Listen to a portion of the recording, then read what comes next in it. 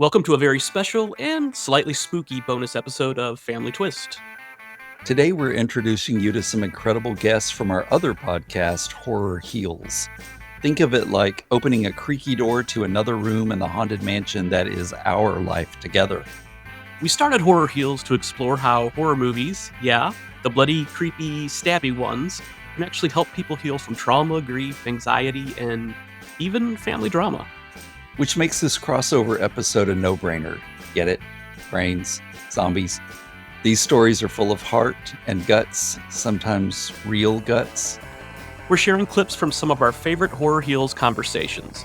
You'll meet a legendary final girl, a monster doll creator, a veteran artist, a cult movie icon, a creepy doll maker, and a witch. Well, someone who plays one on screen.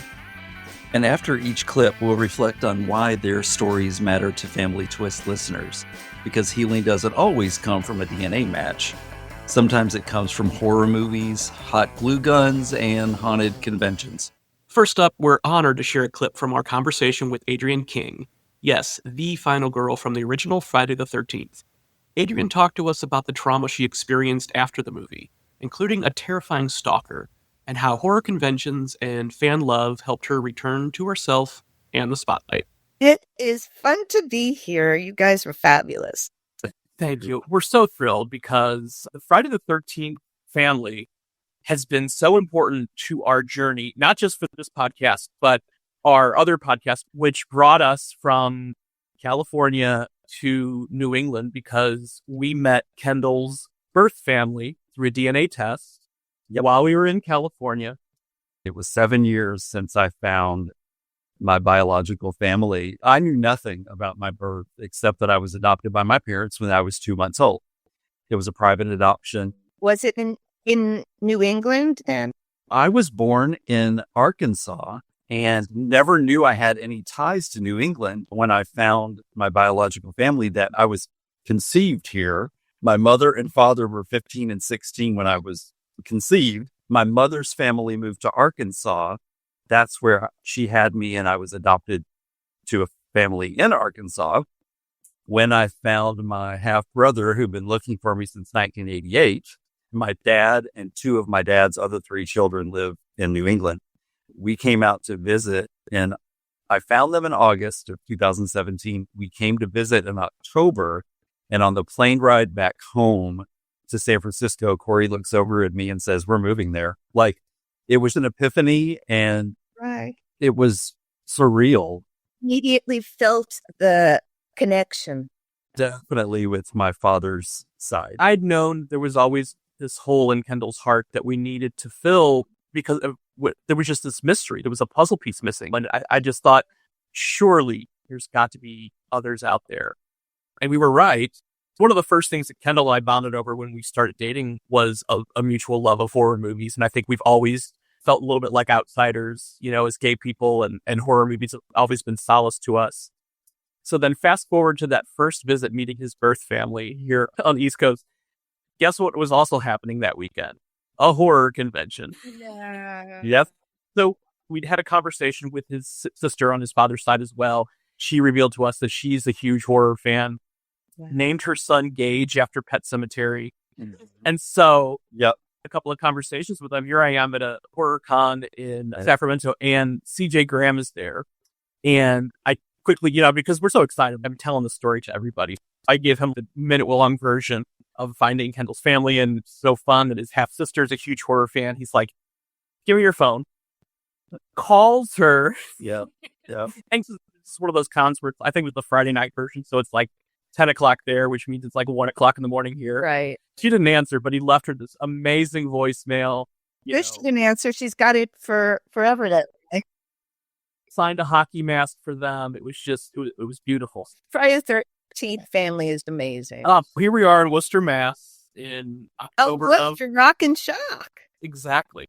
Yeah. Gina. I love Gina. Cool con. I had never heard of it, because we hadn't traveled much to the East Coast, but it's like, right. When in Rome. Yep. I'm not going to miss a horror con. So Kendall's brother and sister and two of the nephews came along, were nice enough to indulge us, and got to share the story with Amy Steele. She was so sweet about it. with John Carl Buechler, while he was still with us. Then the whole family met Kane. And we've got a group photo with him. And we just consider Kane part of the family at this point because he was there at the very beginning of this reunion. Each time I've seen him, he remembers the story. He remembers who I am and the whole situation. And such a good heart. Great guy. Truly the best people in the horror genre. Yeah.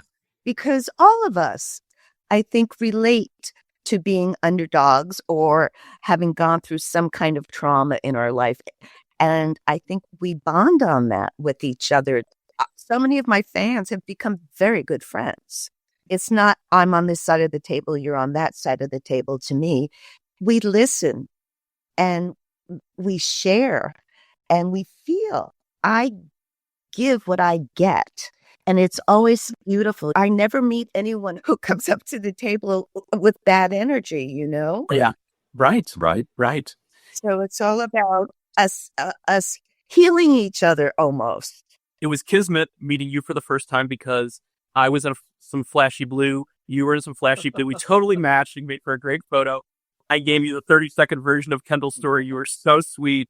And it was just, I just knew you would. Great story. And I relate to it so specifically when you said healing that little part of your heart that you think you're fine and you've gone through whatever therapy you've gone through to get through it. And you have a partner who understands and gives you the love you need. But it's not until you actually find what it is that you don't even know you're missing and you feel that beautiful puzzle piece right there. And that happened to me in 2004.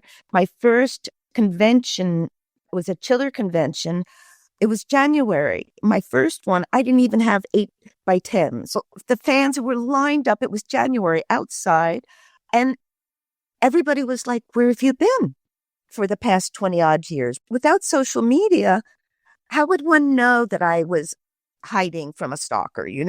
How would anyone know I went into voiceovers and looping instead of on camera because I still had anxiety about going on camera? I shared just a tiny bit of that story that day on stage for the first time. There were hundreds packed into that room, and Betsy Palmer was there, and so was Amy.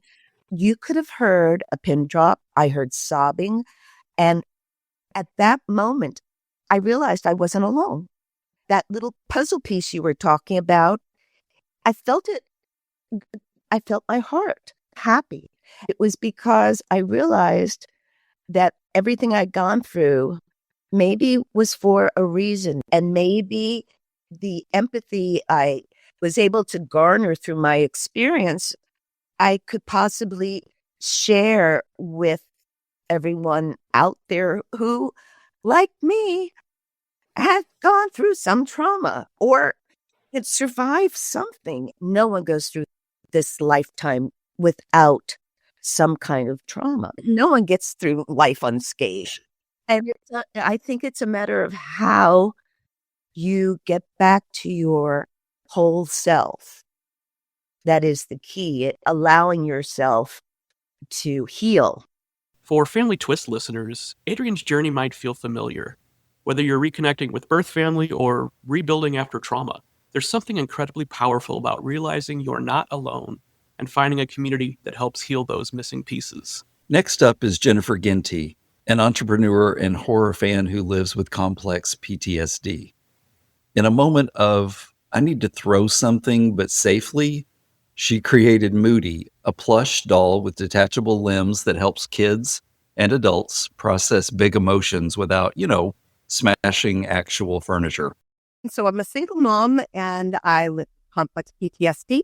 And one day I was in a therapeutic group and I was really frustrated with my symptoms. And I was like, I wish I had a monster that I could just rip apart and throw across the room and bang against the wall. And the group were like, yeah, you should have that. And I thought about it and I went home, and I'm not a seamstress, a sewer or anything, but I put together this monster and I named him PTSD Pete. And his arms and legs and head came up. I made them Velcro. And I used Pete quite a bit. And I thought, this would probably help a lot of other people, and especially kids, because as they're growing and learning how to cope with big feelings, I think Moody can be a great buddy for them. So I started an accelerator program during COVID. We had just closed down, and I started an accelerator program called E4All, and it's in Massachusetts. Anybody who has a business idea, podcast, that kind of thing, it's an insanely excellent program.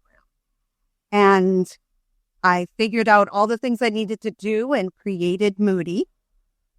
And so I've tested Moody, and families love them, therapists love them, teachers are having great response to them in their classrooms. And it's just been healing for me as well, because I've really dived into what my healing journey is. And they're a buddy for me. And it's something that I can focus on and continue to help others to better understand emotion. Yeah. I think that's so important when people find that thing that, that can help people, that drives their passion, and they do it. It's like you understand what you went through as a kid, what you go through as an adult with PTSD. It's what can I do? What can I do to make a difference? What's something that hasn't been done before? And you did it. Yes. Yeah. And I love it. Being an entrepreneur is difficult. It's a long journey. And I find myself not being in control of things, which can be triggering. I can't control the loan I'm waiting on. I can't control the water time that I have to do because it's in China. A lot of things about being an entrepreneur are difficult.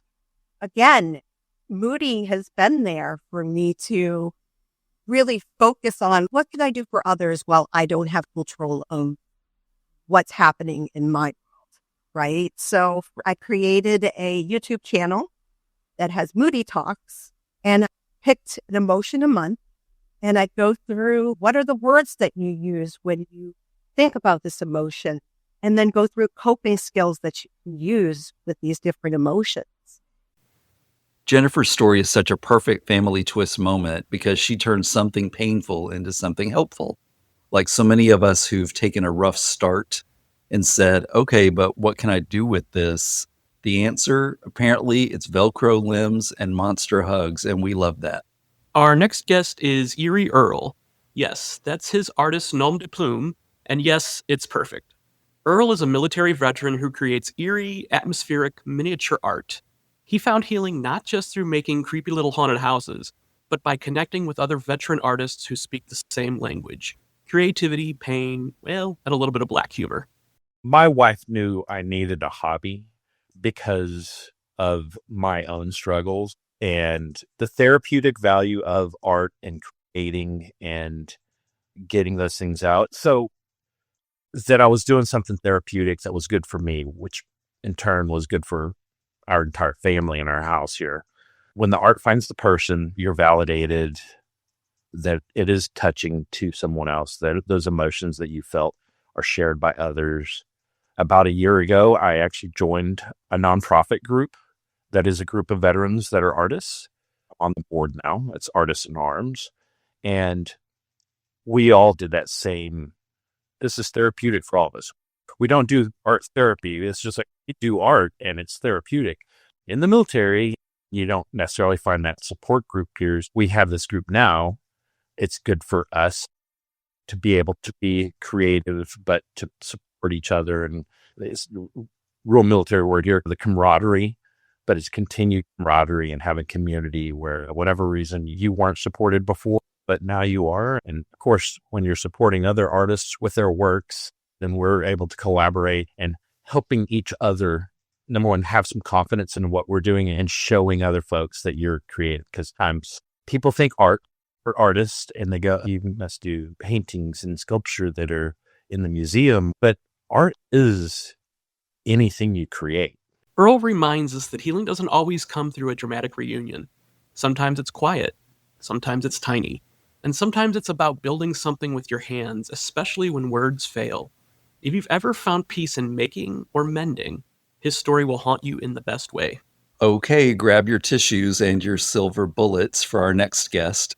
Andre Gower, star of The Monster Squad and creator of Wolfman's Got Nards, shared one of the most powerful stories we've ever heard on either podcast. It's about how Monster Squad became a lifeline for a family with a son with severe autism. You just didn't realize like why or how or what the phenomenon was. And we realized that when people watch the Monster Squad in particular, they really connected with something and it never left. And it stayed with them either their whole life and became something that was an anchor. It was an anchor in their life. And they can always fall back on that. You're climbing up an ice wall and you got or a rock wall and you got a piton, and if your other one coming, you could always go back down to that anchor piton and go a different route. Or if this one falls out, this one will catch you. And I think people use their horror films and their horror stories and their fandom as their kind of like anchor piton. And that's their connection with the world. And a piton is a connection with the earth. But so it's a good metaphor there, but we see that a lot. And I could probably, I wish I remember other names, but probably at least a few dozen, but there's at least 8 or 10 amazing stories that I've had parents come up to me and say, "Hey, I'm a big fan." I'm like, "Oh, thanks, cause that's what you're here for. You're at a screening." And that's what I think it is. But let me explain about my son. My son is 7, 8, 10 years old, whatever, severely autistic. And, every day for us, I remember this one story is at South Lamar Alamo Draft House, and I hung out with this guy, all weekend, and I was like, "Hey, how's it going?" And he told me this story about his son. He goes, "I've always been a horror fan. Monster Squad's a favorite movie, and this is great that you're here. But my life really is tough because our son is severely mentally disabled. 22 hours of every day is an absolute nightmare for my wife and I." And I was like, "Man, I'm really sorry about that. That's really unfortunate." And he goes, I've always been a horror fan, so I have to go off to my own time and I watch my horror movies, and I usually watch Monster Squad. Because when if you've ever taken care of someone that's either injured or dying or infirm or whatever, it wears on you. It really does. I had that experience with my dad, and you think you can handle it. You get to a point where like, I just can't, I just crack. You wear down. And I can't imagine doing this with your own child for so long when it's really, really a bad situation. And he goes, "So I have to go in my room and shut the door and I watch my movies, and I usually watch Monster Squad." And one day I was in there because my son was having a really, really hard day and I had to take my time out. The father had to take a time out. And he goes, and I had Monster Squad on, and he was just throwing a fit. And so I had to go in my, room and watch it. And I realized the fit had stopped, and I turned around and my son was standing behind the couch watching Monster Squad. Silent. And he goes, "My son is never silent." And I was like, "Whoa." And he goes, and then he came around and watched the movie. And now that's his settling thing, is to watch your movie. I was like, I don't know how to respond to that, because I thought this was your story, because you said this was your time out and you're kind of like recentering for yourself to take care. He goes, but now he goes, "My son." And I was like, okay, this is almost the first kind of experience I had with a story like that. And then I've had, a dozen more, but I was like, what do you think is it? Is it the sounds? Is it the colors? Does he get what's going on in the movie? He goes, "I don't know. And I don't care."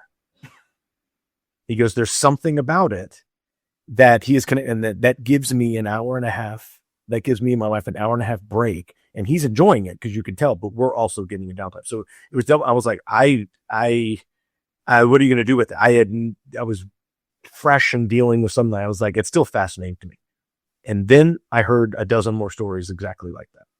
I wonder if it's the scariness, if it's the adventure. And I think everybody's different and with their reaction to it. But for some reason, I know Monster Squad, because I can talk about that as an expert, has that effect on, a certain group of people. And it's fascinating to me.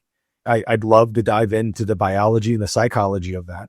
But I think as a whole, I think that also works as well. Horror movies are also, that was a very niche type of thing, but talking about horror movies and healing, I think horror movies are an escape for, a lot of people, a lot of fans. That one hits hard. For so many of us in the Family Twist community, we know how powerful it is to find something that anchors us, especially in chaos. Whether it's a beloved film or a new sibling, Those unexpected lifelines help keep us connected, grounded, and human. Now for something creepy and charming. Catherine Bonetti, the artist behind Devil Dyed Dumplings. Her haunted dolls help her manage social anxiety and connect with people who totally get the joy of creepy crafts. I kind of like to sit down, and it helps me, as you know, I have a lot of like social anxiety and stuff. When I sit there and I paint them, it just feels good, and then when I sell them, like someone messages me, they're like, "Oh, I like your art." It makes me feel good. It's not the part of selling it. I don't care about that. It's the part that someone likes my art. And it makes me feel good. It's kind of like a little boost to me. Gets me like out of my shell a little bit. Well, I was initially surprised, when I reached out to you and you mentioned the social anxiety, because when I approached your booth at Monster Mania, you and your boyfriend were just so engaging, and it was a very memorable conversation. At the time, we weren't doing this podcast, but we have our other podcast, Family Twist, and I gave you both cards, and you were very, very kind, and it was great. But now after like, oh, weird that she said that she's got social anxiety, I'm like, wait a minute. She was at home. She was in her element. She was, like she was around family. Yeah, it's exactly what my boyfriend said. He said, we found our people. And I'm like, these are my people. It's just nice. I can talk freely there, and I can say, yeah, I make creepy dolls. And if I say that anywhere else, it's like you get like silence afterwards where people just kind of look at you like, okay. And like, they don't know what to say next. But when you say it at Monster Mania, people get it, and they'll start telling you about what they like. And, it's when you find your people, you get like this little bit of happiness.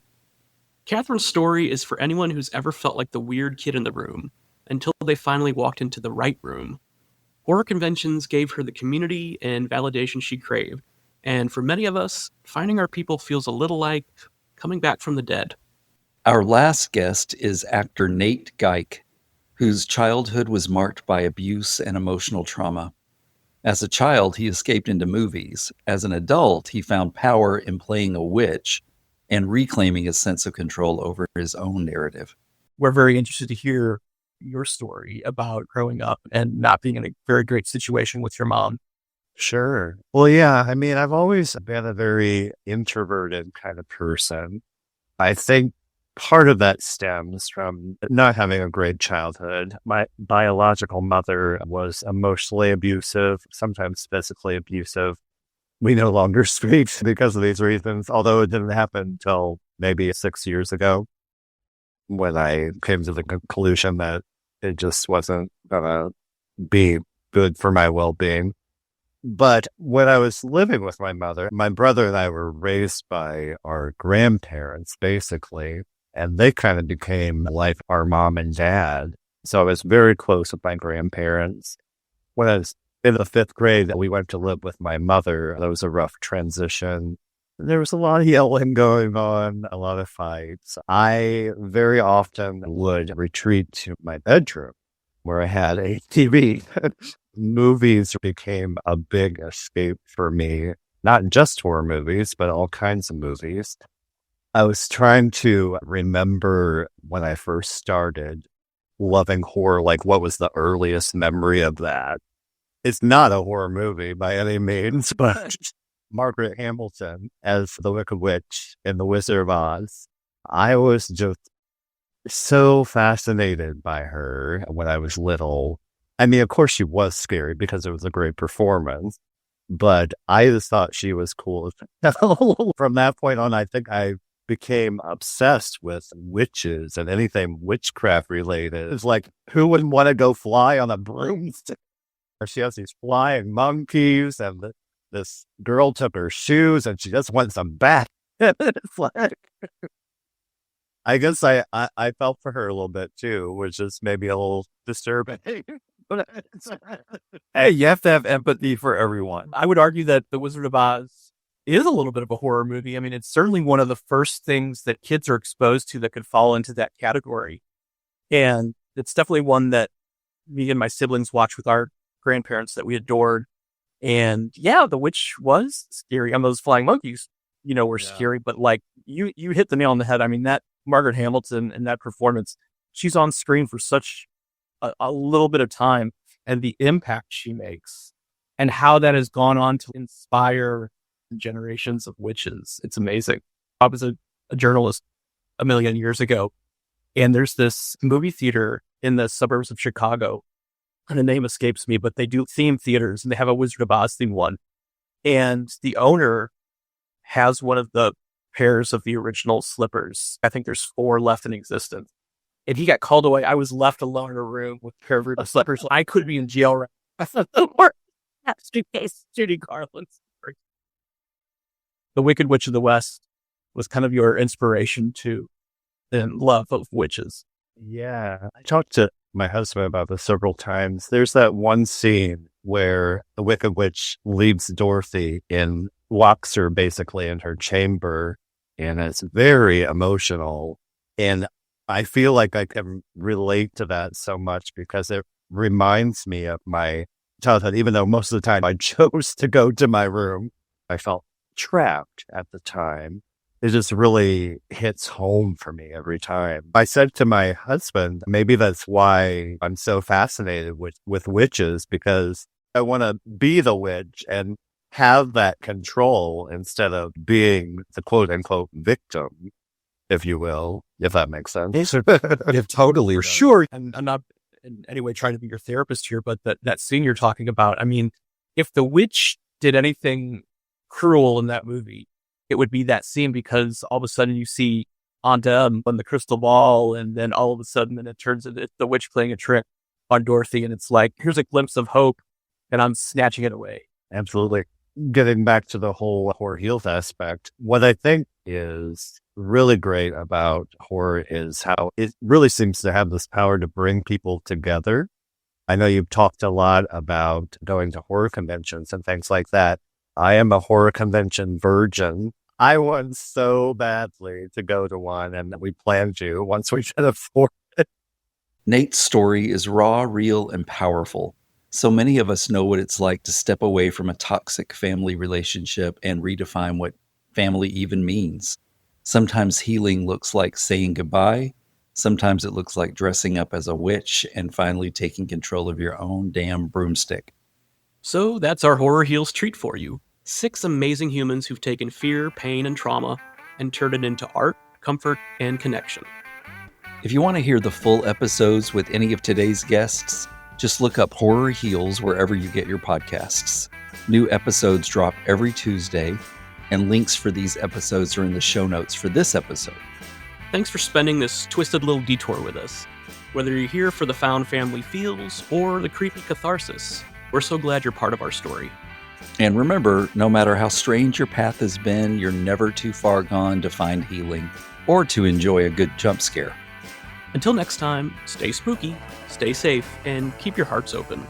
And maybe your closets too, just in case a monster wants to say hi. The Family Twist podcast is presented by Savoir Faire Marketing Communications and produced by How the Cow Ate the Cabbage, LLC.